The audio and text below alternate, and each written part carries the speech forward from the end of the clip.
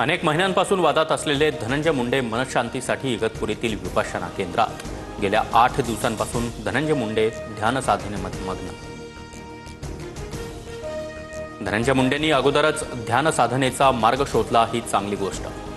मंत्रिपदानंतर मुंडेंची आमदारकी देखील जाणार आहेच। लवकरच अजितदादा पक्षातूनही हकालपट्टी करतील। करुणा मुंडेंचा धनंजय मुंडेंवर निशाणा। वैष्णवी हगवणे मृत्यू प्रकरण IPS जालिंदर सुपेकरांना भोवलं। सुपेकरांची तडकाफडकी होमगार्ड विभागात बदली। भाचा सुशील आणि शशांक हगवणेच्या शस्त्र परवाना फाईलवर सही केल्याचा आरोप। खोट्या कागदपत्रांच्या आधारे हगवणेकडे शस्त्र परवाना।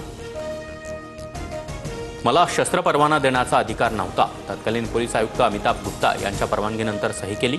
पोलीस अधिकारी जालिंदर सुपेकरांचं TV9 मराठीला स्पष्टीकरण। सुपेकरांसंदर्भातील तक्रारीमध्ये किती तथ्य हे तपासणार। चुकीच्या पद्धतीनं शस्त्रांची परवानगी दिली असेल तर कारवाई केली जाईल। फडणवीसांची माहिती।